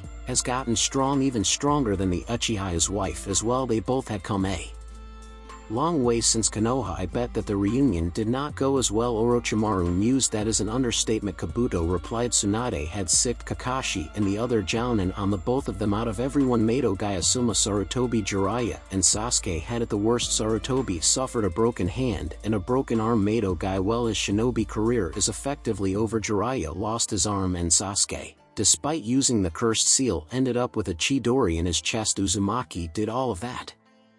Orochimaru asked. When Kabuto nodded, Orochimaru added as an afterthought, well, it's a good thing that he hates Konoha as much as I do. I actually feel a little better with him not agreeing to our alliance, not to mention losing to his captain of the guard. Kakashi Ataki is dead, Kabuto reported. Naruto killed him. Nozabuza Mamachi, the demon of the mist, took his head. Orochimaru took a moment to take all of the news, and this might work to our advantage. If there's one thing I can count on is that dear Sasuke cannot stand the fact that someone like Naruto is stronger than him. I may be able to get my body just yet. Should I organize a retrieval team and intercept him from Tsunade and the others? No, I can wait a while longer. What about Naruto and the Western Empire? Orochimaru thought about it for a moment. It's clear that we are not on Naruto and Hinata's radar, and that they hate Konoha as much as we do, so we will leave them and their merchants along for the time being. Send word to the Reikage. Uzumaki and the Western Empire is off limits. His smile grew sinister. But if Sasuke refuses to come to my side, I can always be an emperor. Konohagakure no Sado. At the same time, it had been midnight when Tsunade and the remains of her forces had returned to Konoha. Since that time she along with Shizen and Sakura had been hard at work stabilizing the badly injured shinobi, even going as far as taking a soldier pill in order to keep working as she had been busy with Jiraiya. Shizen and Sakura had been tasked along with the doctors in treating the injured shinobi as well as compiling a casualty list of the ANBU who were killed. Konoha Hospital Dawn. Shizen and Sakura gave their reports to Tsunade, who had just finished treating Jiraiya. 16 ANBU dead. Sakura reported as she handed Tsunade a scroll. Here are their names.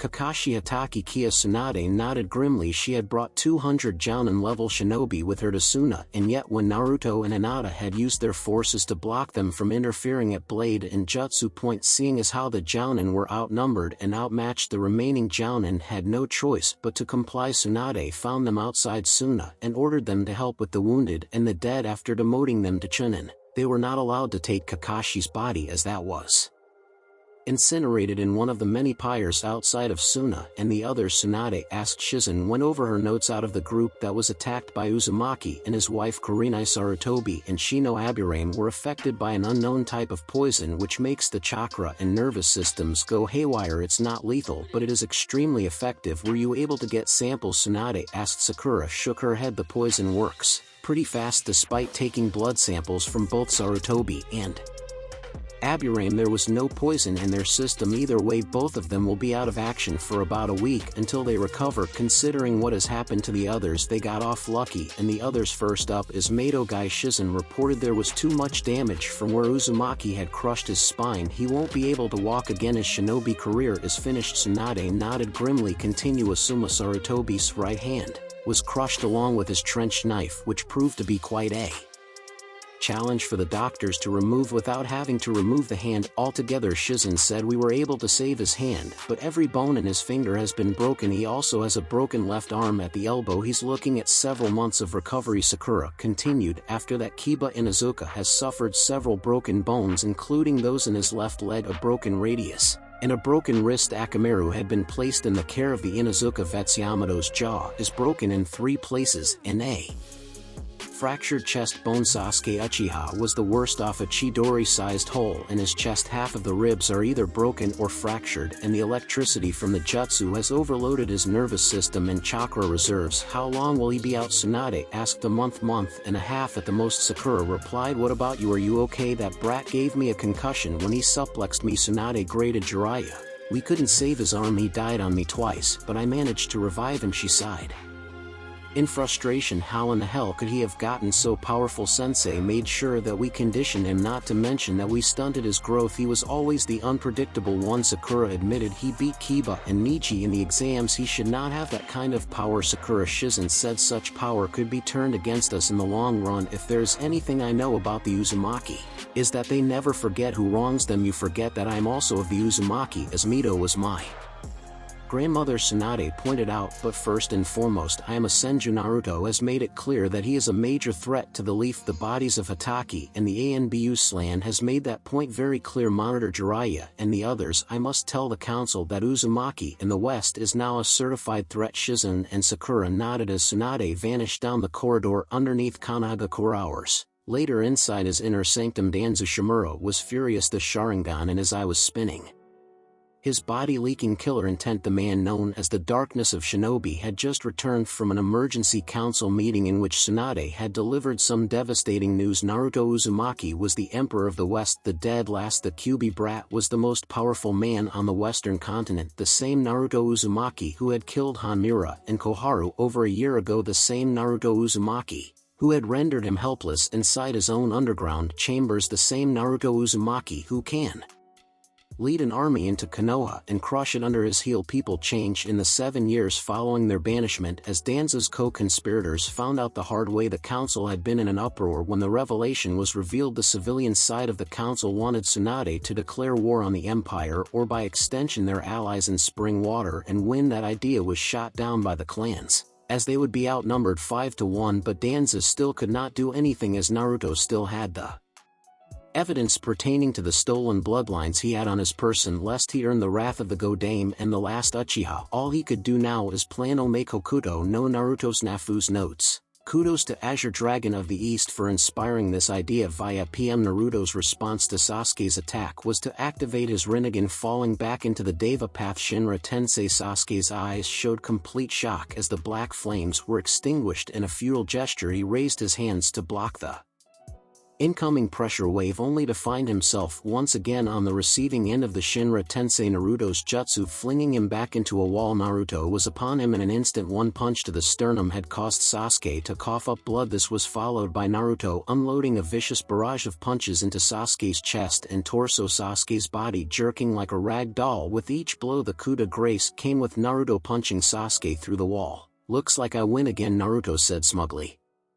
Turning from the mangled Uchiha, Naruto walked back into the street. Then he stopped and turned around. Sasuke, despite being badly injured, stumbled out of the hole Naruto had made with his body. "Dobe, we're not done yet, I'll give you this much." "You're persistent," Naruto admitted, "but the battle is over. You lost. The Sannin lost. It's over. Damn you, Sasuke snarled as the cursed seal went into overdrive. As he went into stage 2 of the cursed seal, his skin turned into a shade of dark gray, the lips a shade of blue. A black 4-point star-like mark appeared in between his eyes above the bridge of his nose. His hair had gotten longer, ending at his waist. The eyes no longer had the Sharingan. The sclerae turned black, the irides now yellow. Last were the large webbed hand-shaped wings on his back. "Die, Naruto!" Sasuke screamed as he rose into the air right before diving at Naruto, claws outstretched ready to rip Naruto apart. Had Sasuke been paying any attention he would have noticed the smirk on Naruto's face, or the fact that his killer intent was radiating from his body like a flame, literally burning off his Haori flak vest and mesh shirt, revealing his own scarred torso. The Emperor met him in mid-air, his foot smashing against the demonic-looking Uchiha's face, knocking him back. As Sasuke got back to his feet, Naruto struck as Tsunade and Jiraiya watched in complete shock and awe. Naruto unleashed a massive barrage of punches with both hands, striking at the Uchiha's 708 acupressure points.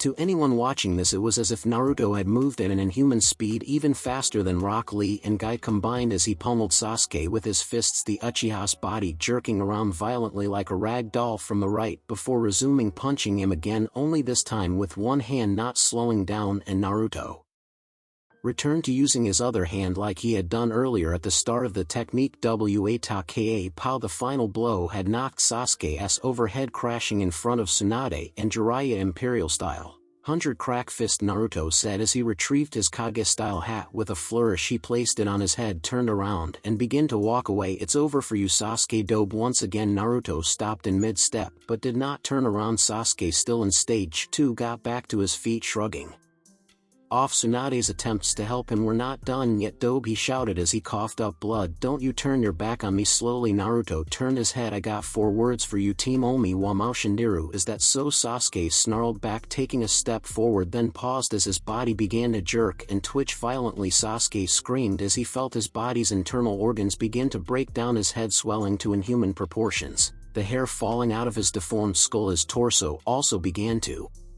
swell as he fell to his knees. "Uzumaki." Boom. That was Sasuke's final word as his head literally exploded, with his body following soon afterward. All that remained of Sasuke was everything from the waist down, splattering Tsunade and Jiraiya with bits and pieces of gore. Sasuke's legs twitched before finally going still. "Damn it," Naruto cursed. "That was the 3rd vest and Haori I destroyed this week. Now I need a new one."